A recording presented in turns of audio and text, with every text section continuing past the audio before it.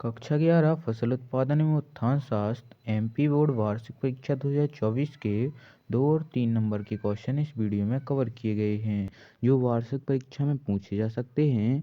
इसलिए वीडियो को शुरू करने से पहले वीडियो को लाइक कर दें, चैनल को सब्सक्राइब कर दें। अगर आपने वीडियो का फर्स्ट पार्ट नहीं देखा है तो डिस्क्रिप्शन बॉक्स में लिंक आपको मिल जाएगी। क्वेश्चन नंबर पहला हो जाएगा, सिंचाई का महत्व लिखिए।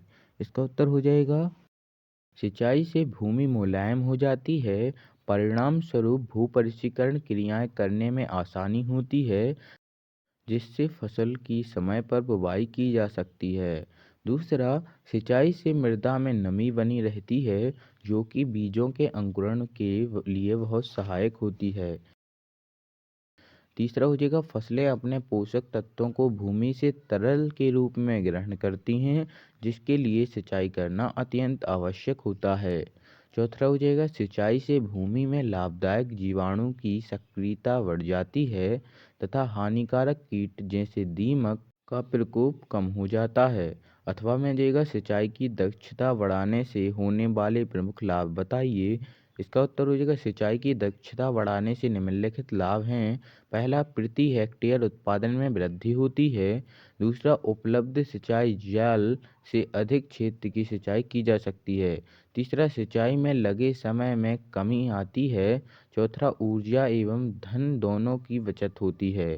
प्रश्न क्रमांक 12 हो जाएगा, मक्का की खेती का वर्णन निम्न शीर्षकों में कीजिए। पहला, वानस्पतिक नाम एवं कुल। दूसरा, बीज दर। तीसरा, उन्नत किस्में। चौथा, उपज।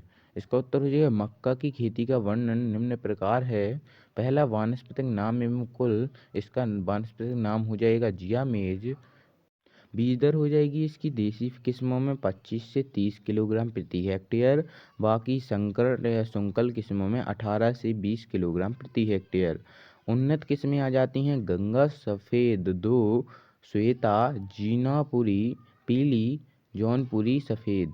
ये सभी इसकी उन्नत किस्में हो जाएंगी। उपज की बात कर लेते हैं तो उपज प्रति हेक्टेयर देसी जातियों से 25 से 30 क्विंटल प्राप्त कर ली जाती है। संकुल जातियों से 35 से 40 क्विंटल, वहाँ संकर जातियों से 45 से 55 क्विंटल। अथवा में जाएगा, कपास की खेती का वर्णन निम्न शीर्षकों में कीजिए। पहला, वानस्पतिक नाम एवं कुल। दूसरा, बीज दर। तीसरा, उन्नत किस्में। चौथा, उपज। इसका उत्तर हो जाएगा, कपास की खेती का वर्णन निम्न प्रकार है। पहला, वानस्पतिक नाम एवं कुल। इसका वानस्पतिक नाम हो जाएगा गॉसिसिपियम स्पीसीज। बीज दर हो जाएगी 12 से 15 किलोग्राम प्रति हेक्टेयर। बात करें उन्नत किस्मों की तो देसी किस्मों में हो जाएंगी श्यामली, लोहित, G27LD 133।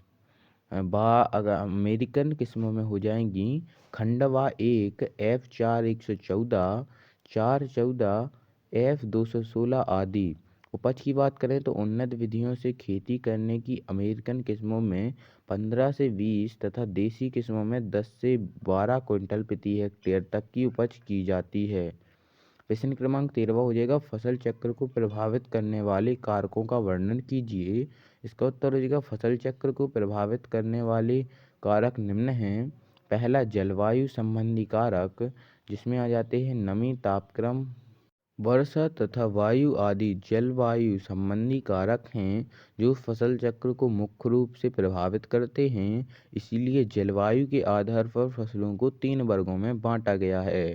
पहला, रबी। दूसरा, खरीफ एवं जायद। कुछ फसलें जैसे आलू, अरहर, मटर पाली से नष्ट हो जाती हैं, जबकि गेहूँ पर पाली का बहुत कम प्रभाव पड़ता है। अतः फसल चक्र तैयार करने समय जलवायु संबंधी कारकों का प्रभाव पड़ता है। दूसरा हो जाएगा भूमि संबंधी कारक। इसके अंतर्गत भूमि की किस मृदा उर्वरता, जल निकास आदि आते हैं। भूमि के भौतिक एवं रासायनिक गुणों का फसल की उपज पर गहरा प्रभाव पड़ता है। अतः यदि भूमि के अनुरूप ही फसल चक्र न बनाया जाए तो उपज घट जाती है। दूसरा हो जाएगा सिंचाई के साधन। सिंचाई की सुविधा अनुसार ही फसल चक्र बनाना चाहिए, अन्यथा लाभ की बजाय हानि होगी। तीसरा हो जाएगा दीप्तकाल। फसल के पौधों में फूल आने के लिए आवश्यक प्रकाश की मात्रा उसकी दीप्तकाल कहलाती है। विभिन्न स्थानों पर फसल का उत्पादन प्रमुख रूप से पौधों के दीप्तकाल पर निर्भर करता है। इसके उपयुक्त न होने पर पौधे के समय से फूल नहीं आ पाते हैं तथा फसल का उत्पादन कम हो जाता है। पांचवा हो जाएगा किसान की आर्थिक दशा। यदि किसान की हालत खराब है अर्थात उसके पास पूंजी का अभाव है तो फसल चक्र में ऐसी फसलें ली जाएं जिसकी लागत कम हो।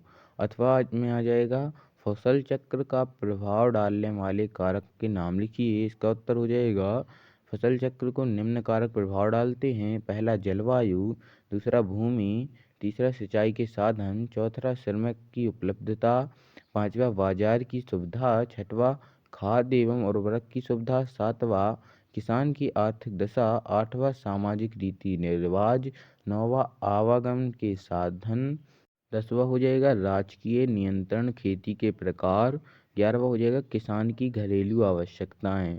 फ्रेंड्स, अगर आपको वीडियो पसंद आई हो तो वीडियो को लाइक करें, चैनल को सब्सक्राइब करें और बेल आइकन को ऑल पर सेलेक्ट करना ना भूलें।